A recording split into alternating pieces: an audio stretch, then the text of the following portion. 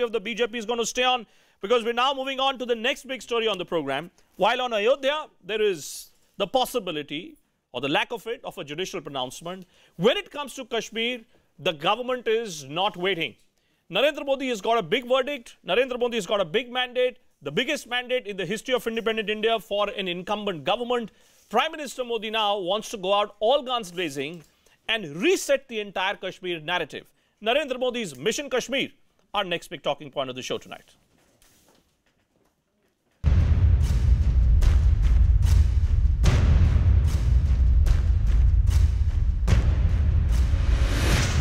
There were specific reports of Pakistani terrorists trying to disrupt the Yatra by laying certain IEDs and also physical harm to the Yatris.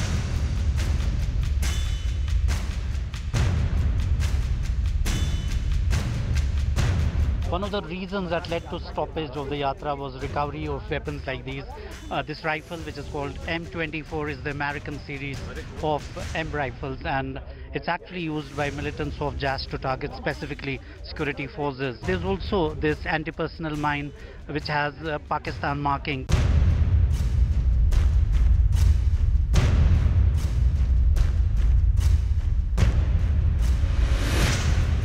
जो Kashmiri police है उनको sideline करके CRPF और दूसरी forces को ज्यादा रोक दिया जा रहा है, उससे जरूर शक पैदा होते हैं कि कुछ होने वाला है.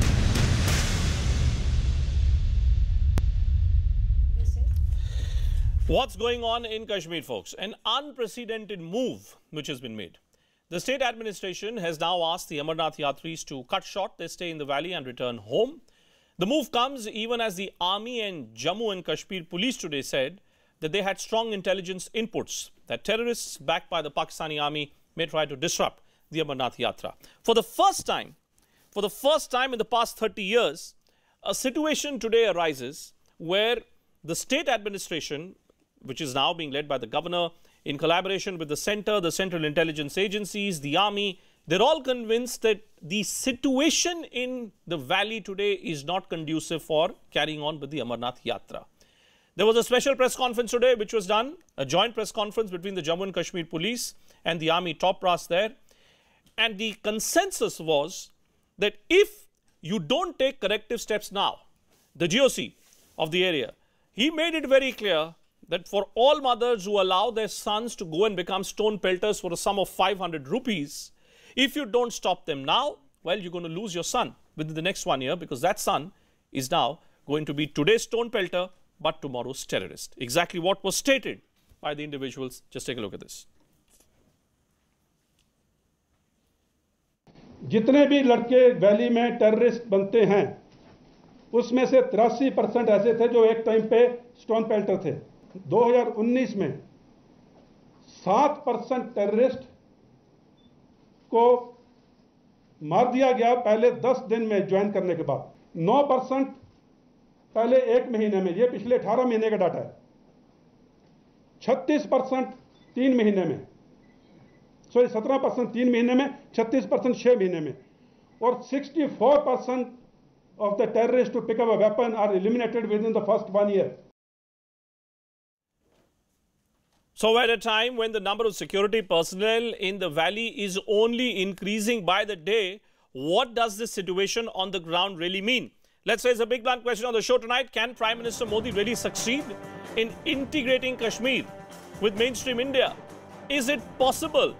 He's got the majority in parliament. He's got the complete parliamentary game in control, but can he deliver on Kashmir? Full panel joining us to answer that question. Here with us in our studios, Shabnam Lone. She is well known for her views on what should be done by the centre. Major General A.K. Sivach, well-known defence analyst, live with us. Amit Malviya, of course, is there with us. In a short while from now, we'll be joined by Tanveer Sadiq, who's a spokesperson of the National Conference. Warm welcome to all of you. Shabnamji, first to you. Let me begin with you. I just saw press conferences and statements and tweets being put up by former Chief Minister Mehbooba Mufti, who's saying, what exactly is the central government planning to do?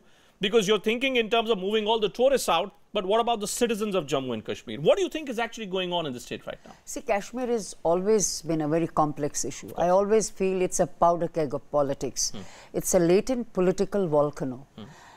And you need to understand these complexities in the backdrop of the historical perspective too. Of course, Mr. Modi has a tremendous mandate. So I would want that we need a solution now. He wants to remove Article 335A. But you see, He looks at that as a solution. Okay, he's entitled to. Amit Shah looks at that as a solution. He believes that's the way out. Amit Shah is He's the Home Minister. Amit Shah is entitled to have that view. But I do personally feel that 35A and 370, they have been. It's basically the political agenda of the BJP. It has been there throughout, and they naturally, Mr. Amit Shah and the Honorable Prime Minister, they will continue with the party's political agenda. But I always believe that the political manifesto of the BJP has to be subservient to the constitution of the country, to the law of the land. So even let's assume they move, they want to abrogate it, 370 or 35A, I feel it will still be subject to judicial review. Because if you wish that I will withdraw 370, abrogate it, or 35A, it has to be done in a lawful manner. So Amit Palvia, Amit, what is instead of increasing, say, the true presence on the ground, would it be better to approach the Supreme Court and seek some guidance from the Supreme Court, as Shabnam Lone seems to be pointing out?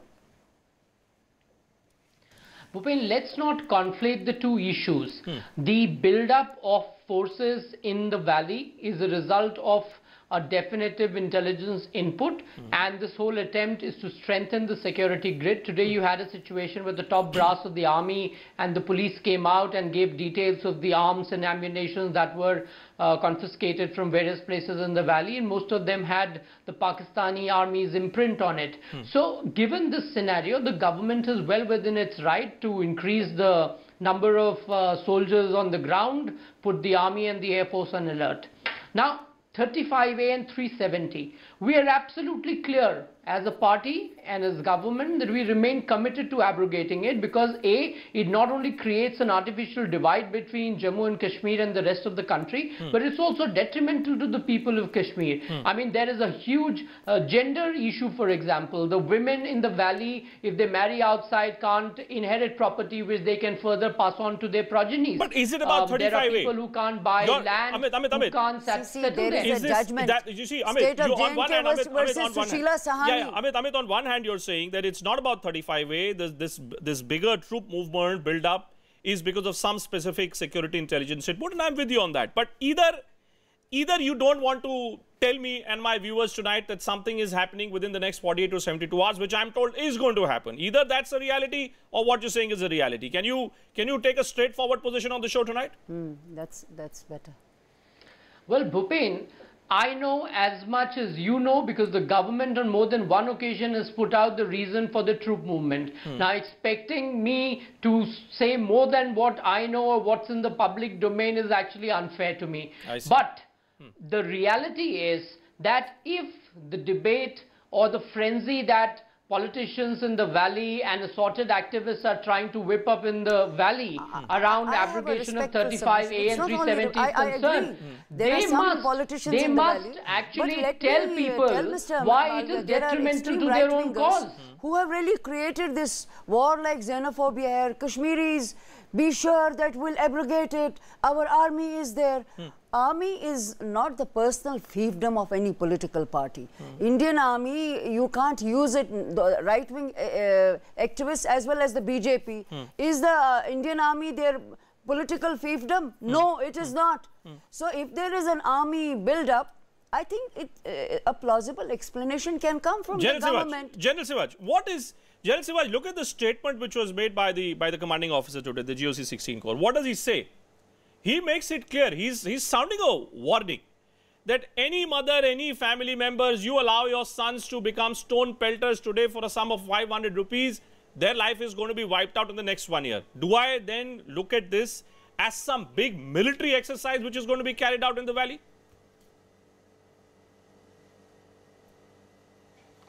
Bhupen, you must see the situation in a holistic view. You see, in last about 10-15 days, the things have changed drastically. After Imran Khan has gone to US, and the statement which has come from Donald Trump that he is ready for mediation, the Pakistan has increased the firing on the line of control. He has started using, including artillery on civilian area. And at the same time, there are input that they are thinking of striking on Amarnath Yatra and also other tourists including Gulmarg.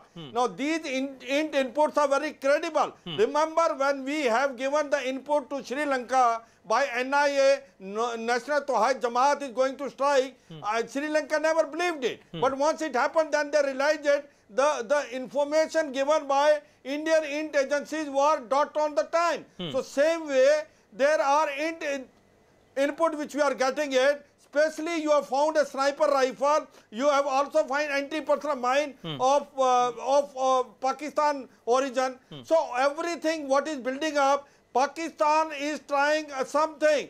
They are trying to activate in Kashmir Valley. The lot of pressure has been passed to Jaish-e-Mohammed and Lashkar-e-Toba that Fiaz Panju and Mullah Lohari has been killed. They want to take revenge, and 400 terrorists are waiting on launching pad to be inducted. But they are making desperate effort in Machal, Tangdhar and Karen sector. So what I am trying to convey is everything what have happened in Valley, additional troops, it is as per the ground realities. Then if that's the case, Shabnamji, don't you think it would be better? Shabnamji, don't you think it would be better if this is the reality for the local political outfits in the valley? Instead of indulging in this blame game, which I am seeing courtesy Omar Abdullah and Mehbooba Mufti, who are both basically trying to suggest that the centre is up to some mischief. Maybe the centre indeed has got some intelligence input, and maybe Amit Malviya is not in a position to share that exact intelligence input with us. Maybe the centre is doing something for the welfare of the Kashmiri citizens. First, Why is it difficult to believe? First, a word about the Amarnath Yatra. This journey of faith by our Hindu brethren into those magnificent mountains, the state must secure the life and liberty of every Yatri because it's something so endemic. Then why are we looking for politics here? No, weaved into our social Then why are we fabric. thinking that Amit Malviya's party is up to something? No. Now let me see. Yesterday, Farooq Abdullah and Umar Abdullah, they met the Honorable Prime Minister.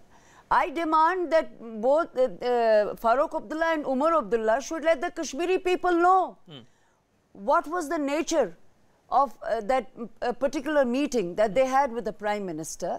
We want to know. No, I'm seeing what is it that I'm seeing discussed? Mehbooba Mufti today. Look at what Mehbooba Mufti is tweeting. Mehbooba Mufti is tweeting, there is panic on the streets. People are running towards ATMs. I'm not panicked. I'm not panicked. But you're in Delhi, no? But you're in Delhi. What about people on the ground? I was in Kashmir. I'm there. No, but she's saying, but Mehbooba Mufti is tweeting now. She's doing a press conference. Why should but there is no need to fearmonger.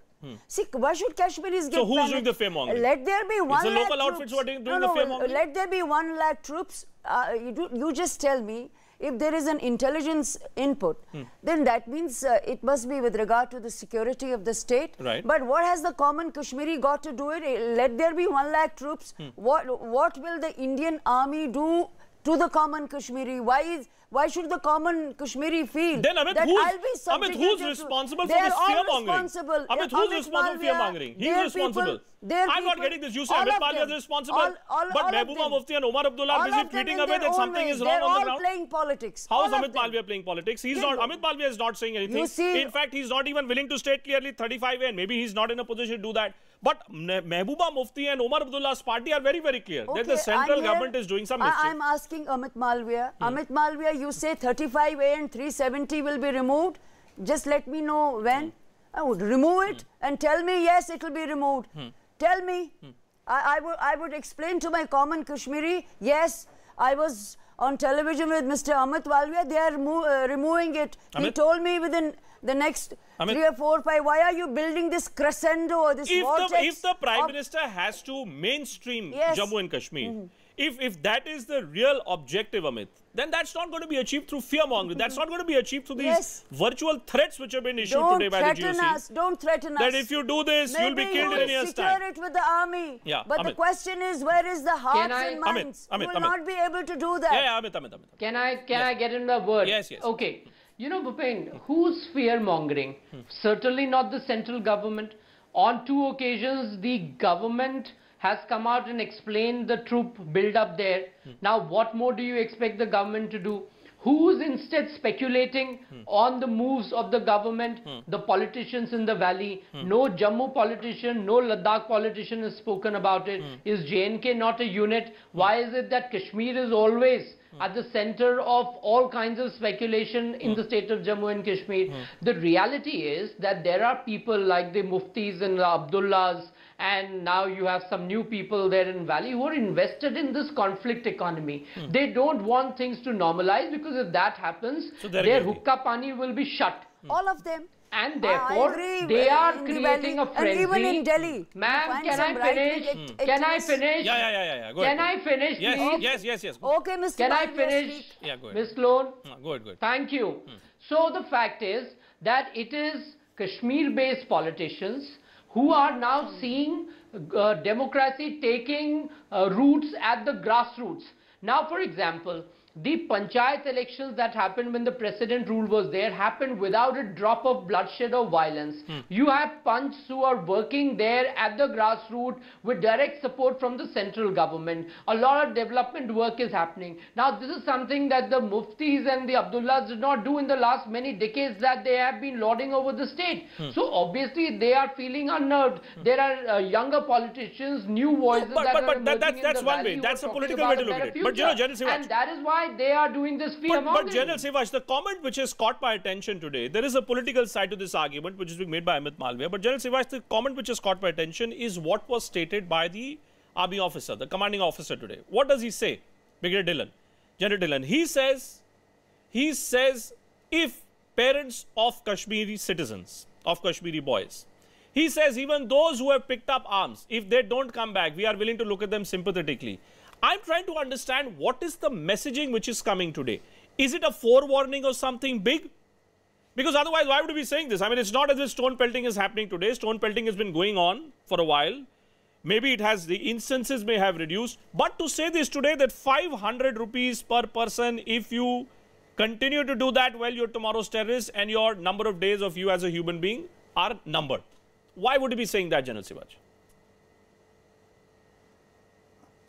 Yeah, Bhupen, there is no denying the fact what GOC 15 Corps General has conveyed. You know, it has a larger picture to be seen. The radicalization of youth in South Kashmir is reality, and this is a big challenge. This has to be taken care of it. And what has happened over a period of time, these stone pelters, which were basically aided and abated by the Hurriyat for the money which was coming through Hawala. Now that has stopped by the NIA. That has been blocked. And you see the stone pelting has reduced tremendously. The point of GOC is that the radicalization which is taking place of the youth, he is just forewarning to the parents, to the youth elders, to the social elders, please don't let them go to a wrong path. That is a wrong path.